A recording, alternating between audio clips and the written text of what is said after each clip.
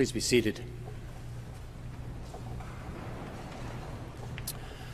So we've hit the point in our weekly lectionary cycle where the post-resurrection appearances have stopped, and we are starting into a series of pre-Easter flashbacks now.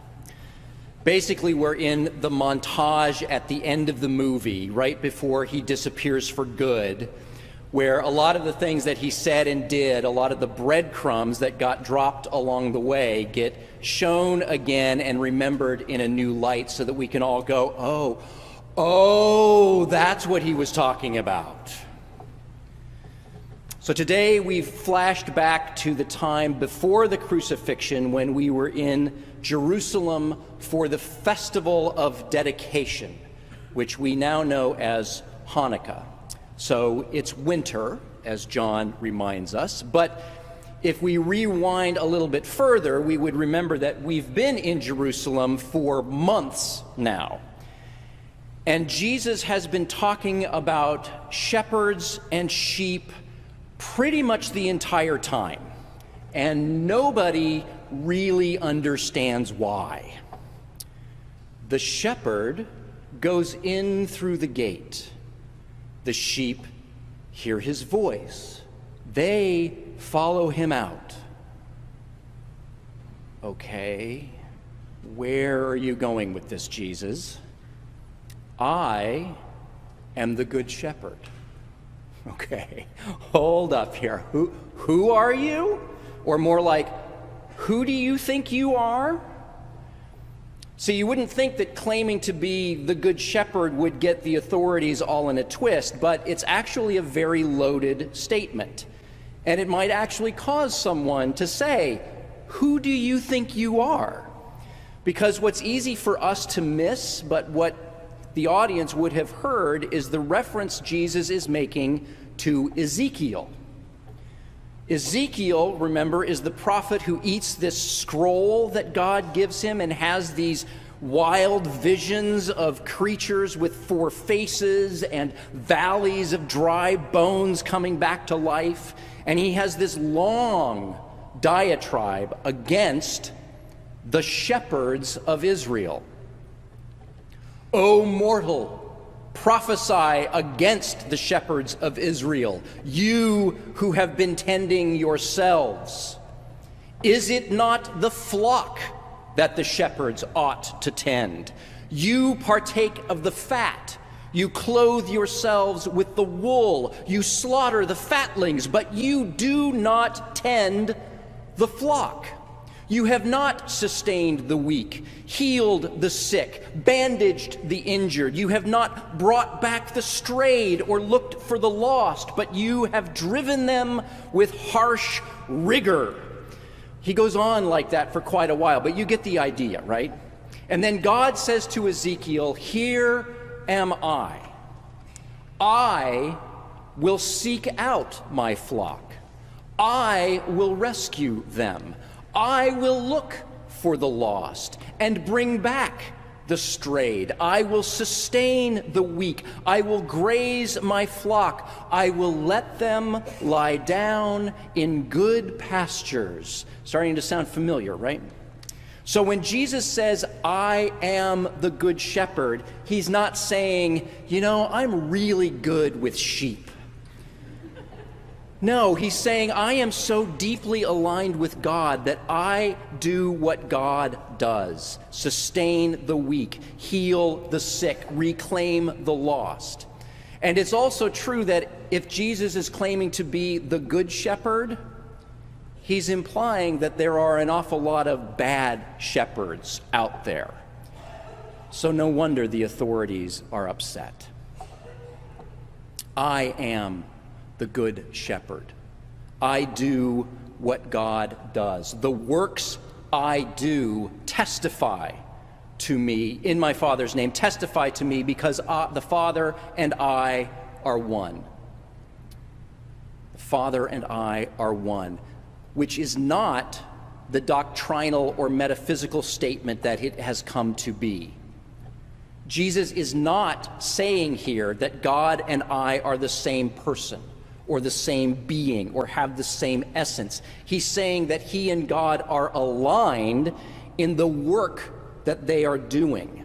It's sort of like when we sing the song that goes, "We are one in the Spirit, we are one in the Lord." We're not claiming to be the Spirit or identical to the Lord. We're proclaiming that we are one, that we are united with them, collaborators with them in the work that God is doing, reconciling, healing, seeking, strengthening. The theological read that they are the same person, that comes later on. The works that I do testify to this. The works that Jesus has done in his life testifies to the reality of God at work in the world. So remember last week when Jesus asked Peter again and again and again, "Do you love me?" And remember what he said every time Peter responded with increasing agitation? "Yes, you know I love you." Remember what Jesus said? "Feed my lambs. Tend my sheep. Feed my sheep. Do what I do. Do what I have done. Be part of the work of the Good Shepherd and follow me. Because my sheep hear my voice and they follow me." And all right, since I seem to be unpacking a lot of John's dense text here, let me also mention this line, "What my Father has given me is greater than all else, and no one can snatch it out of the Father's hand." Jesus is not saying that the sheep, that's us, that God has given him, are greater than everything else. This is not a "we are number one" moment. Just like he's not saying, "I'm really good with sheep," he's making a reference to Ezekiel's distinction between God, the Good Shepherd, and the bad shepherds that are everywhere. And he's not saying that he and God are the same substance. Later theologians will make that claim, but here he's saying God and I are aligned in the work that we are doing. In this instance, he's not saying that we, the sheep, are greater than everything else. This sentence is a debatable English translation of some very garbled Greek syntax. There are actually different versions of this sentence in several ancient texts, but the most reasonable translation of it, scholars tell us, is this: "The Father who has given them to me is greater than all." Hear the difference? One emphasizes the greatness of the sheep. What the Father has given me is greater than all else. The other emphasizes the greatness of God. The Father who has given them to me is greater than all.